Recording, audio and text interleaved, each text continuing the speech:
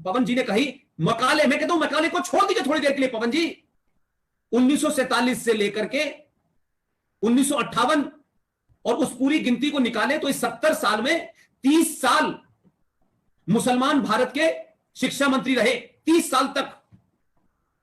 और उसी दौर में जाकिर हुसैन राष्ट्रपति रहे, फखरुद्दीन राष्ट्रपति रहे। लेकिन 5-5, 6-6, 30 साल तक शिक्षा मंत्री मुसलमान रहे, जिसमें 2 अलीगढ़ मुस्लिम विश्वविद्यालय से पढ़ के आए थे।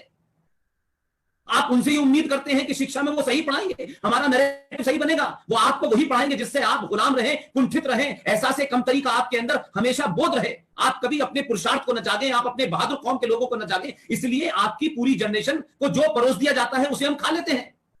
इसलिए मैंने कहा कि आप छोटी छोटी चीजों को देखें। जैसे अभी हमारे एक भाई ने कहा, बस उसमें मैं एक ही लाइन ऐड करना चाहता हूं। हम जाने अनजाने में एक बात कहते हैं, जो अभी आपने कहा कि लोग हमारे धर्म पे हमला करते हैं, दूसरों के धर्म पे हमला करने की हिम्मत नहीं होती। इसमें टेक्निकली एक मैं मानता हूं, करेक्शन करना चाहता हूं, अगर आपको अन्यथा न ले। मैं लगातार कहता रहा हूं कि सृष्टि के उत्पत्ति से लेकर जब तक यह ब्रह्मांड रहेगा, तब से लेकर अब तक सिर्फ एक ही धर्म था, एक ही धर्म है और यही रहेगा। उसका नाम है सनातन। धर्म और मजहब में फर्क है। मजहब की किताब होती है, कोई पैगंबर होता है, मजहब की पैदा होने की डेट होती है, मजहब आते हैं चले जाते हैं। अकबर ने भी एक मजहब शुरू किया था, समय के साथ समाप्त हो गया। इसलिए धर्म और मजहब का तुलना नहीं हो सकती। यह गधे घोड़ों की तुलना है। मैं मानता हूं धर्म समुंदर है और मजहब नाली है। इसलिए यह कहना सारे धर्म बराबर हैं, सर्वधर्म संभाव, इससे बड़ा कोई बड़ा पाव हो नहीं सकता इस दुनिया में। हम इतने झूठे नैरेटिव बनाए हैं। मजहब नहीं सिखाता आपस में बैर रखना, हिंदी है हम वतन हिंदुस्तान हमारा। मजहब ही है जो भेद करता है, मजहब की किताबें ही भेद करती हैं। ये बिलीवर हैं, ये नॉन बिलीवर हैं। जो आपके ये नॉन बिलीवर हैं, उन्हें आपको हत्या करने मारने का अधिकार है, ये किताब कहती है। लेकिन हमने समुद्र को नालियों से तुलना करके सारी जनरेशन को यह बताया, यही सेकुलरिज्म है। सेकुलरिज्म की स्पेलिंग भी गलत है, सेकुलरिज्म की परिभाषा भी गलत है, उसका ट्रांसलेशन भी गलत है। लेकिन हम लगातार झूठ बोलते रहे हैं। ये जो जिम्मेदारी हमारे बड़ों की होनी चाहिए थी, उन्होंने नहीं निभाई। और वही मैंने कहा, जो पवन जी कह रहे हैं कि हम पैसा कमाने, कितनी बड़ी बिल्डिंग, कितनी कारें हो। अरे कश्मीरी पंडितों के पास करोड़ों करोड़ों की बिल्डिंगें थी, करोड़ों करोड़ों के उनके पास थे। लेकिन उस जिहाद ने 700-800 साल पुरानी उस सभ्यता के कश्यप ऋषि के वंशजों को एक रात में, क्योंकि उसी राज्य का पहली बार कोई भारत का गृह मंत्री मुसलमान बना था 2 दिसंबर 1989 को, और 1990 के अंदर 3 से 4-5 लाख कश्मीरी हिंदू पंडितों को चुन चुन कर अपनी उपासना पद्धति के लिए बाहर निकाल दिया गया। हम जब इन बातों को भूल जाते हैं तो फिल्म तो इंडस्ट्री बहुत छोटी सी चीज है। आखिर इस फिल्म इंडस्ट्री को देखने कौन जाता है? क्या हमारे लोगों में घर में कभी इन बातों पे चर्चा हुई है? क्या कभी कोई सेक्सी दुर्गा कह सकता है? कोई अपनी कुतिया का नाम सीता रख सकता है? क्या कभी किसी ने रखा है आयशा? किसी ने रखा है खतीजा? ये हिम्मत क्यों है? जो पवन जी ने अभी कहा कि किसी मस्जिद की एक टूटी हुई ईंट भी गिर जाती है तो बवाल हो जाता है। ये बवाल इसलिए होता है कि उनका पंचर जोड़ने वाले से लेकर के हामिद अंसारी तक भी सुबह से लेकर शाम तक अपने एजेंडे से हटता नहीं है और अपनी भूमिका को उसने तय कर लिया है। किसी के इंतजार में नहीं बैठा है कि कौन सत्ता आएगी नहीं आएगी। इसलिए सत्ताएं जाती आती रहती हैं, राष्ट्र हमेशा रहता है। और राष्ट्र और राज्य में फर्क करना सीखिए। हिंदू समाज ने राष्ट्र को छोड़ करके राज्य के पीछे चला गया है। इसलिए हमारी बात में कहते हैं कानून बना दीजिए, हम इसमें पुलिस में शिकायत कर दीजिए, कोर्ट में चले जाइए। अरे भाई, कोर्ट कचहरी भी आप ही के लोगों द्वारा बनी हुई है, उसमें भी वही लोग बैठे हैं। इसलिए याकूब मेनन के लिए 5 बजे तक कोर्ट खुलता है। मंदिर के लिए सुनवाई के लिए समय नहीं होता, 150 साल लग जाते हैं। इसलिए कि समाज कमजोर है। समाज सामूहिक तौर पर अपने उस आदर्शों को छोड़कर, अगर एक पुलिस वाले का, एक आर्मी वाले का यह धर्म है कि उसको लड़ाई लड़ते वक्त उसको मानवता नहीं देखनी है, उसको आदर्शवाद नहीं करना है, उसको अपने दुश्मन को समाप्त करना है। आज आप जिस स्थिति में हैं, इस भीड़ तंत्र से कोई कानून आपको नहीं बचा सकता। आज आप कितनी भी चीजों पे चर्चा करें, ये एक एक जो 100 करोड़ आप कहते हैं कि इस देश में हिंदू हैं, लेकिन वो 100 भी नहीं मिलते। इसलिए हम हर जगह कर रहे हैं। आपकी शिक्षा में, आपके इतिहास में, आपकी कला में, आपकी संस्कृति में, आपके आदर्शों में क्या पढ़ रहे हैं आप? हमको बार बार पढ़ाया गया कि ये घूंघट थी, ये कुप्रथा थी, ये बाल विवाह था, ये कुप्रथा थी, ये सती थी, ये कुप्रथा थी। लेकिन किसी ने नहीं बताया कि जिस दौर में ये कुप्रथा थी, उसी दौर में बुर्खा भी था, उसी दौर में निकाह हलाला भी था, उसी दौर में निकाह मुता भी था।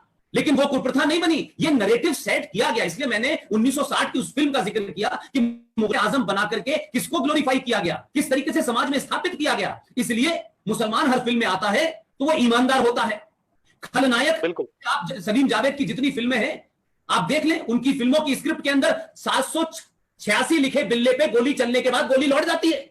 और लिखने वाला राइटर आज ये क्लेम करता है कि मैं अथीस्ट हूं, वो अथीस्ट लिखता है, लेकिन अमिताभ बच्चन को मंदिर में खड़े करके कहता है कि आज तो तुम बहुत खुश हुए कि मैं तुम्हारे मंदिर की चौखट पे आया हूं। तो ये पीके फिल्म बनना ये आज की कहानी नहीं है, ये हम पहले जागे नहीं थे, लिहाजा आज हम जाग रहे हैं तो हमें लग रहा है, लेकिन ये सिलसिला बहुत स्लो स्लो चल रहा था।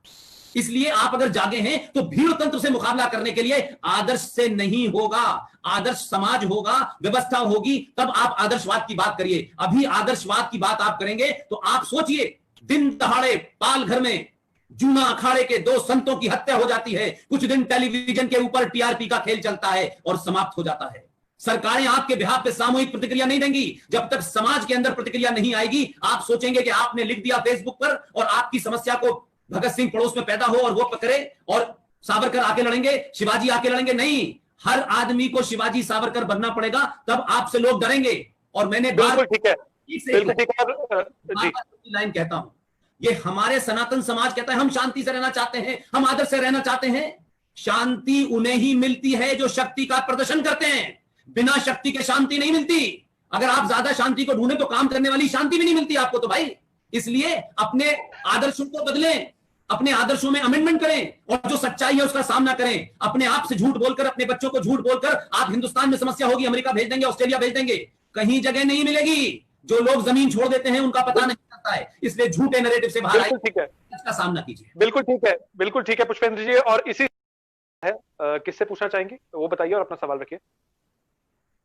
जी, मैं श्री गुरु जी की बात पे ही आगे बात चर्चा करना चाहती हूँ। जैसे कि अभी गुरु जी ने कहा कि हमारे समाज में हिंदू संतों की छवि बिगाड़ने के लिए ये पूरा फिल्म इंडस्ट्री को भी एक षड्यंत्र के, फिल्म इंडस्ट्री को भी एक हथियार के रूप में यूज किया जा रहा है। उसी पर मैं बात करना चाहती हूँ कि जब हम बॉलीवुड मूवीज देखते हैं या वेब सीरीज देखते हैं तो उनमें हमेशा जो विमेन एक्सप्लॉइटर होता है वो एक संत को, हिंदू संत को दिखाया जाता है, जबकि विमेन एक्सप्लॉइटेशन तो पादरी भी करते हैं और मौलवी भी करते हैं। तो आज तक फिल्म इंडस्ट्री पादरियों को और मौलवियों को विमेन एक्सप्लॉइटर के रूप में नहीं दिखा पाई है। इस डर के पीछे कारण क्या है? इतना डरते क्यों है वो पादरियों से और मौलानाओं से? जी पुष्पेंद्र जी, मैं चाहूंगा कि आप इस चर्चा मैं जवाब देता हूं जी। बहन, बात यह है कि मैंने कहा कि देखिए, मैं कभी भी जो वर्तमान है वो ऐसा क्यों है वो जानना जरूरी है। अगर डॉक्टर को आप कोई बीमारी दिखाने जाएं तो डॉक्टर आपकी हिस्ट्री पूछता है, आपके परिवार की हिस्ट्री पूछता है, और अगर डॉक्टर को सही बात नहीं बताएंगी तो दवा कभी भी सही नहीं होगी। तत्कालिक तौर पे तो आप ठीक हो सकती हैं, लेकिन बीमारी नहीं खत्म होगी। इसलिए मैंने कहा कि जब आपने ये कहा कि फिल्मों में ये दिखाया जाता है, आप फिल्मों से यथार्थ पे आइए। अभी हाल में 1.5-2 साल पुरानी भी घटना नहीं है, जालंधर में एक चर्च के अंदर बिशप सिस्टर्स के साथ रेप करता है। वो सिस्टर पब्लिकली टेलीविजन पे आके बयान देती है, लेकिन उस लॉबी का डर और आपकी व्यवस्था में बैठे हुए लोगों को का लालच और भ्रष्टाचार के चलते जालंधर में बिशप 24 घंटे में जमानत मिल जाती है, जबकि वो बयान देती है। लेकिन एक साधु संत, उसके बारे में कोई 20-500 किलोमीटर दूर बैठ के किसी लड़की ने आरोप लगाया, वो भी 10 साल के बाद, लेकिन वो संत पिछले 10 साल से जेल में है, उसे जमानत नहीं मिलेगी। तो फिल्मों को छोड़ दीजिए, आप तो यथार्थ में देखिए कि ये क्यों हो रहा है। इसके लिए मैं फिर कह रहा हूं, हम दोष दूसरों को देने से पहले हम अपने गरेबान में झांपे कि हमने क्या किया है। जो पवन गुरुजी ने अभी बात कही है उसमें 2 लाइनें जोड़ता हूं। हमने जाने अनजाने में, आप सोचिए कि भारत के गली मोहल्ले में लोग कॉन्वेंट वर्ड का मतलब नहीं जानते, लेकिन मां सरस्वती कॉन्वेंट कॉलेज स्कूल का नाम रखा जा रहा है। और हमने इस देश की प्राइमरी एजुकेशन को क्रिश्चियन और ईसाइयों के हाथों दे दिया है। इतिहास इस देश का वामपंथियों ने लिखा है, और मेरे और आपके दौर में धीरे धीरे पूरा एंटरटेनमेंट जिहादियों के हाथ में चला गया है। अब बच्चे को आप स्कूल में पढ़ाते हैं कुछ और समाज में आता है तो मिलता है उसे कुछ और। आप इतिहास कुछ बताते हैं, है कुछ और। आपकी परंपरा और इसको जो बात अभी